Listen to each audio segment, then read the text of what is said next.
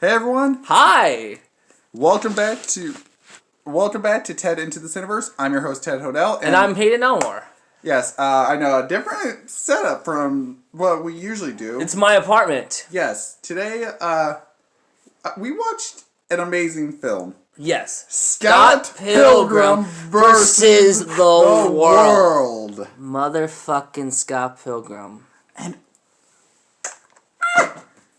this is his first time watching this. Yes. This is one of my all-time favorite films. I've seen this numerous times since then, and look, I've been a big fan of Edgar Wright. This was my first introductory to him a while back, and I remember a few years later I caught up films like Hot Fuzz and Shaun of the Dead and The World's End and Baby Driver, and those are great films, but this is his masterpiece. The film Scorsese would call cinema. exactly. For once, we agree. Agree, yeah. Well, no, actually, no, we agreed on Knives Out about stuff. Yes. Yeah, which is also peak cinema. Yes. That will be up as soon as he's done with the editing. Well, I'm done with the editing. I just haven't uploaded it yet, so. Okay. Yeah, that'll be Up whenever. Yeah, it's not going to be on this channel. It's going to be on his channel. Yeah. So he'll probably send me the link, and I'll put it in the description. Well, let's talk about Scott Pilgrim versus the World. Oh my god, I loved it. I loved the... Okay, so I've been playing video games, reading comics, and watching movies for as long as I can remember, and I love the aesthetic and the fight choreography. Yes. The fact that Brie Larson, Brandon Routh, and Chris Evans are all in this movie is fantastic. Well, not just that, but it's just the whole cast, and I think what this does so well is that the energy and the delight of this, that it was adapted of its source material of course, this is based off the comic Scott Pilgrim versus the World itself. And what Edgar Wright what did so well with this film is that he was able to take that, energy and that sense of delight and that, comic book, video game-esque feel of the graphic novel and translate it so perfectly into film, but also utilizing a lot of his familiar styles, a lot of his usual techniques of filmmaking and everything in between, and combining into this grand masterpiece that never feels so dry. Okay, it's just a YouTube notification.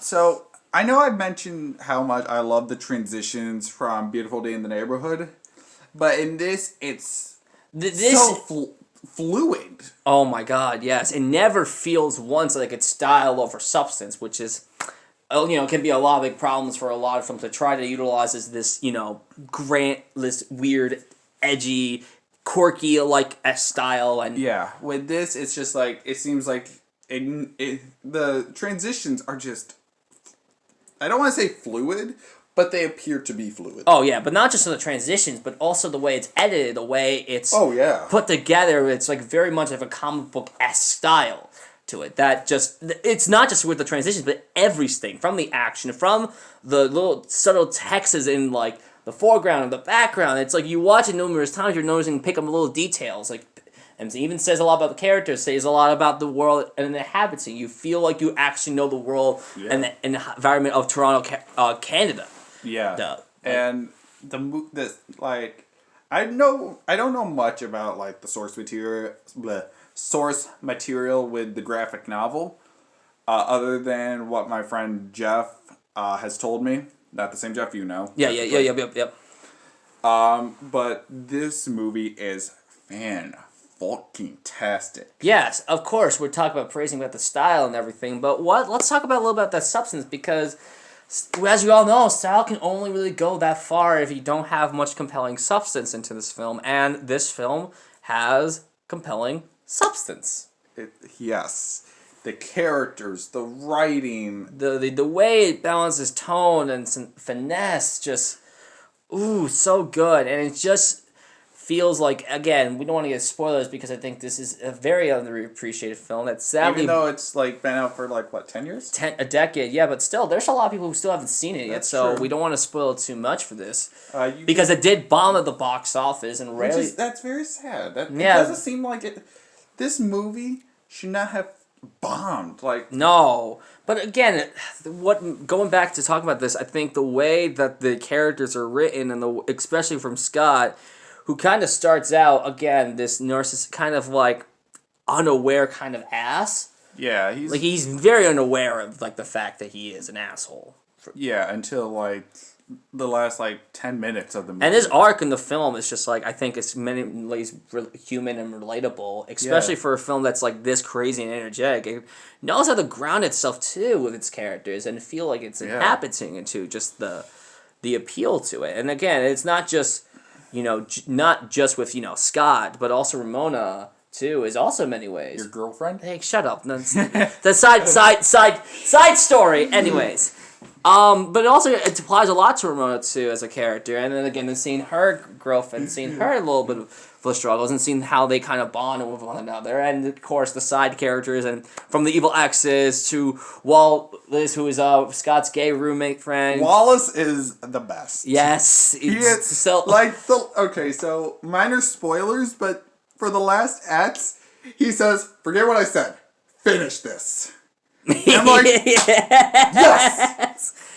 And like every character is just given all personality. You feel like you know these characters beat for beat. It's the dialogue is just sharp, witty, and creative and hilarious. It really is. The way it's incorporated and just to everything in between, it's just so fantastic. I know a lot. I don't want to express too much about this movie that pretty much everyone else on the internet has already said about it. This movie is fantastic.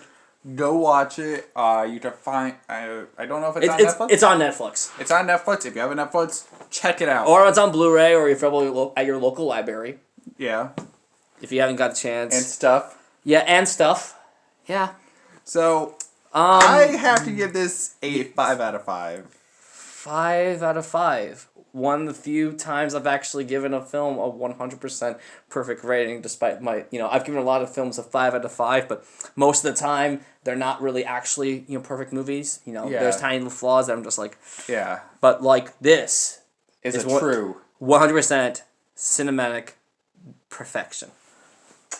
So yeah, I'm an angel. Thank you guys for watching. I know it's a really short review, but we've been pretty busy with future reviews and school and such. Well, that's just you, but he's been working on school. I've been working on other reviews over on both at Studios and this channel.